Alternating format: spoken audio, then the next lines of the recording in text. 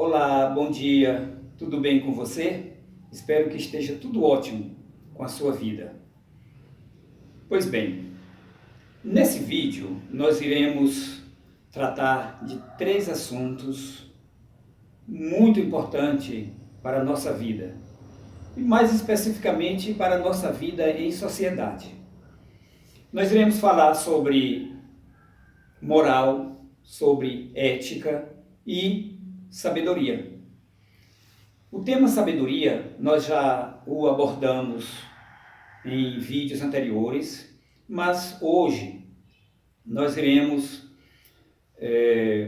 fazer um apanhado geral, incluindo os três temas, para observarmos se eles são iguais entre si ou se existem pontos em comuns entre eles e etc. Agora nós iremos buscar mais especificamente o objeto de estudo desses temas. E eu começaria me perguntando qual o objeto de estudo da sabedoria.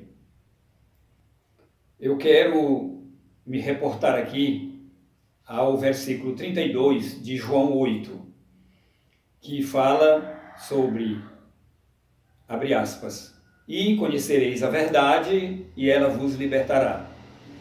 Então está aí, o objeto de estudo da sabedoria é a verdade. Por meio do conhecimento você chega à verdade.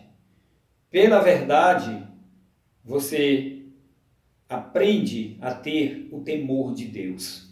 Só que o temor de Deus que nós estamos colocando aqui não é no sentido de você ter medo de Deus.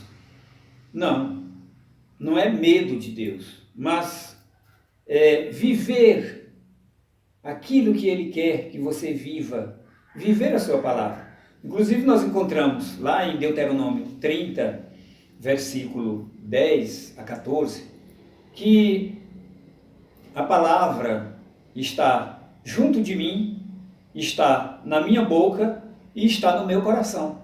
Basta que eu me apodere dela, mesmo que ela esteja no meu coração, mas eu preciso me apoderar dessa palavra. Eu preciso viver essa palavra. Agora nós vamos falar um pouco sobre ética. Mas o que é ética para você? A ética, a gente ouve muitas pessoas às vezes falarem assim: nossa, como fulano não tem ética, age antiético, fulano é antiético, não é? A gente ouve muito isso, não é? Aí na rua, por onde a gente anda. A ética, ela orienta o nosso comportamento para a vida em sociedade. Ela se pauta no princípio: eu posso fazer melhor. Eu sempre posso fazer melhor. Por quê que ela se pauta nesse princípio? Porque a ética é a inteligência compartilhada na vida em sociedade. A gente pode até dizer que a ética, digamos assim, ela é o afeto em construção, porque a nossa vivência em comunidade, ela é feita de atitudes, ela é feita de objetivos práticos. Se a ética é a inteligência compartilhada, ela tem como objetivo aperfeiçoar a convivência em comunidade. E o aperfeiçoamento, ele vem por meio, né, de atitudes sensíveis, né, de atitudes que carregam em si uma forte dose de afetividade, né, de afeto. Não é aquela coisa robotizada, não é? As nossas relações, elas não são robotizadas. Quando elas se tornam robotizadas, entra em questão a moral. Por exemplo, a ética é o princípio de que eu não devo pegar nada do outro. Mas se eu vier a roubar o que é do outro, aí entra a questão moral. Eu estou sendo imoral. Quando um político mete a mão no dinheiro público, quando ele se corrompe, ele quebra a ética da moralidade e se torna uma pessoa imoral. E essa não é uma questão de fraqueza.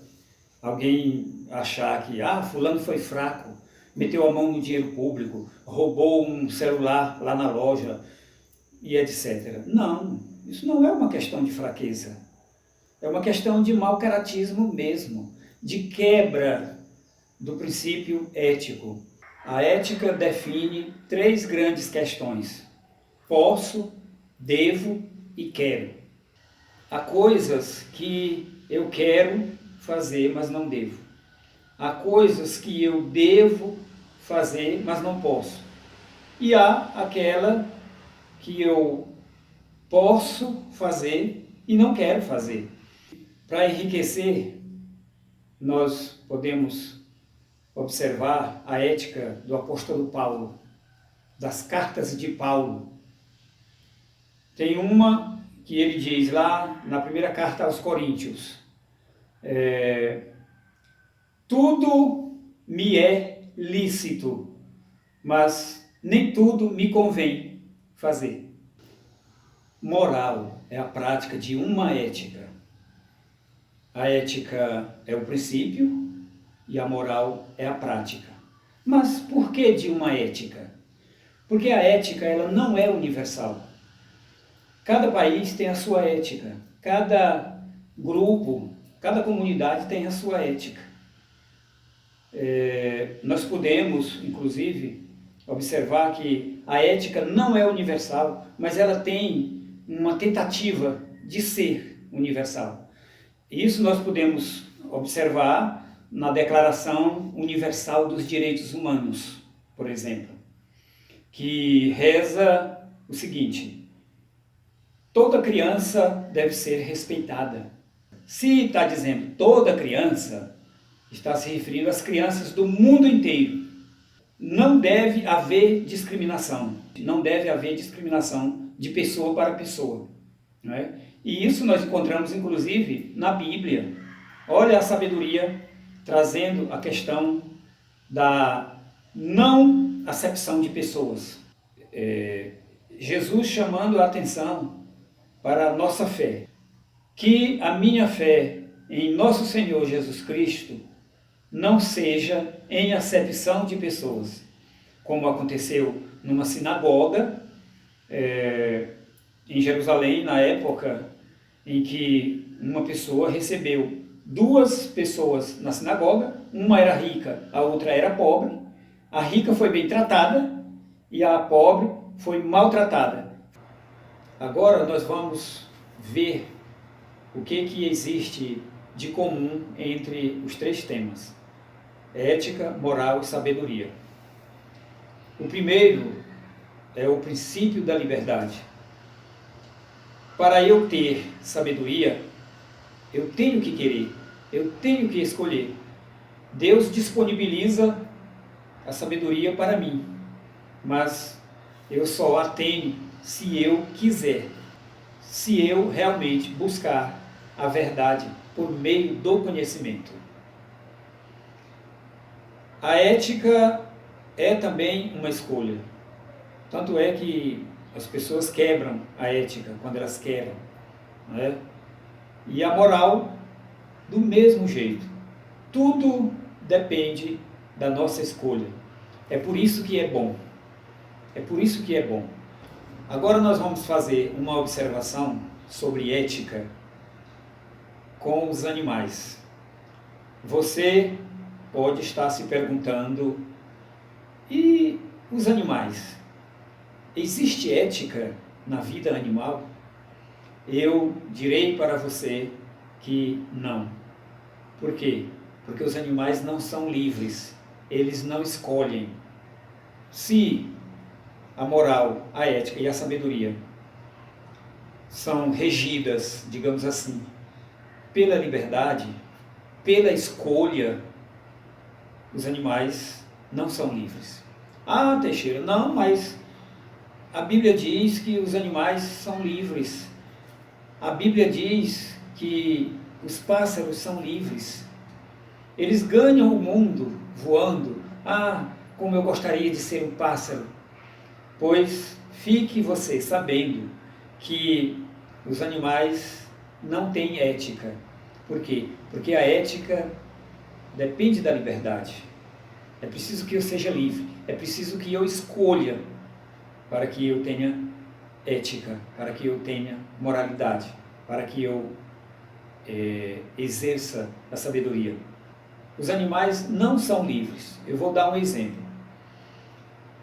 De repente, existe um animal morto ali, e o urubu se deu conta, e ele vem voando, aí pousa e se alimenta.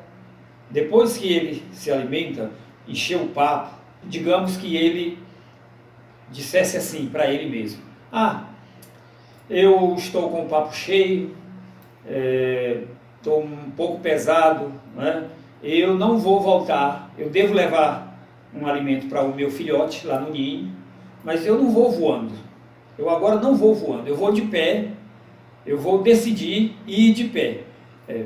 Aí eu pergunto para você, o urubu faz isso? Não faz.